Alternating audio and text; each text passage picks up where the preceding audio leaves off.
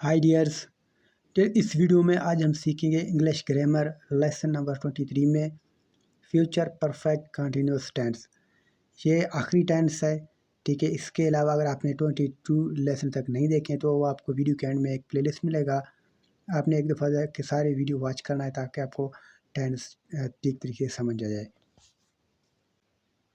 Future perfect continuous tense, इस tense की उर्दू पहचान ये है कि जब फ़िक्र के आखिर में आता हो, रहा होगा, रही होगी, रहे होंगे। लेकिन एक चीज़ ज़हन में रख लें कि पहले भी मैं आपको बता चुका हूँ फ्यूचर परफेक्ट टेंस में, लेकिन उससे और इससे डिफरेंस ये है कि जब उर्दू में हम बोलते हैं ना कि ये काम यहाँ से लेकर ये तक, यानी एक टाइम ड्यूरेशन होता है। जब मैं आपको मिसाल दूंगा तो आपको समझ आएगी। इनकी हेल्पिंग वर्ब ये है कि will have been, shall have been है, ठीक है। और वर्ब की पहली फॉर्म रहेगी और साथ में आई एन जी इंग भी ऐड होगा। टाइम इंडिकेशन के लिए सिंस फॉर इस्तेमाल कर सकते हैं। स्पेसिफिक टाइम के लिए फार है और नॉट स्पेसिफिक टाइम के लिए सिंस है। विल हैव बीन हम यूज़ कर सकते हैं he, she, it, they, you singular and plural nouns के साथ। शैल हैव बीन हम जस्ट आई एंड वी के साथ इस्तेमाल कर सकते हैं। सबसे पहले हम इनका स्ट्रक्चर देखते हैं। सिंपल यानी अफर्मेटिव सेंटेंस बनाने के लिए इनका स्ट्रक्चर कुछ यूँ देना है कि सबसे पहले आपने सब्जेक्ट लगाना है, उसके बाद विल हैव बीन या शैल हैव बीन यानी जो सब्जेक्ट के मुताबिक होगा। उसके बाद आपने वर्ब की पहली फॉर्म लगाना है, साथ में आई एन जी इंग भी ऐड करना है, ठीक है। सिंस फॉर इनमें से एक ऐड करना है लास्ट में ऑब्जेक्ट। फॉर एग्जांपल, वो बचपन ही से सच बोलता रहा होगा, ठीक है। वो बचपन से ही सच बोलता रहा होगा। He will have been speaking truth since childhood.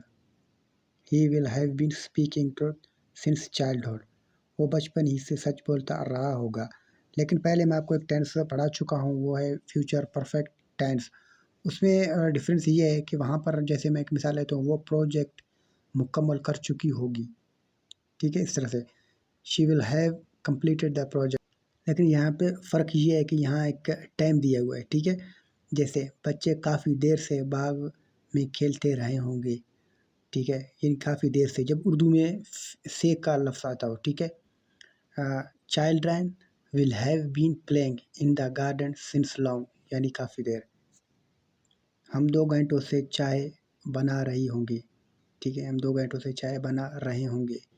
We shall have been making tea for 2 hour. अब यहाँ पे 2 घंटा एक स्पेसिफिक टाइम, इसलिए हमने यहाँ पे फॉर लगा दिया। अब यहाँ पे हम सिर्फ यूज़ नहीं कर सकते।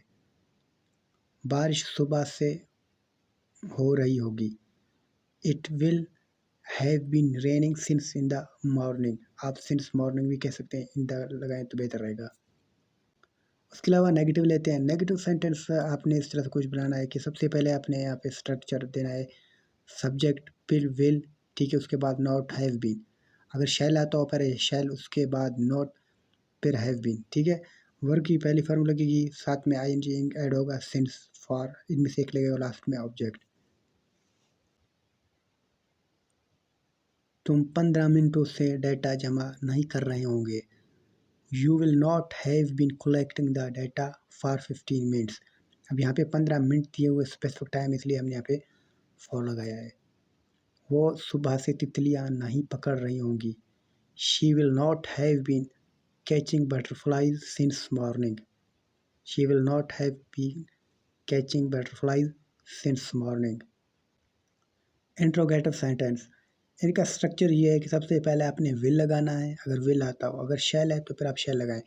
उसके बाद आपने सब्जेक्ट लगाना है, फिर हैव बीन। उसके बाद वर्ब की पहली फॉर्म आई एन जी इंग साथ में ऐड करना है, सिंस, फॉर, इनसे एक लगाना है, लास्ट में ऑब्जेक्ट। फॉर एग्जांपल, क्या मैं आधा घंटा मोबाइल इस्तेमाल कर रहा हूँगा।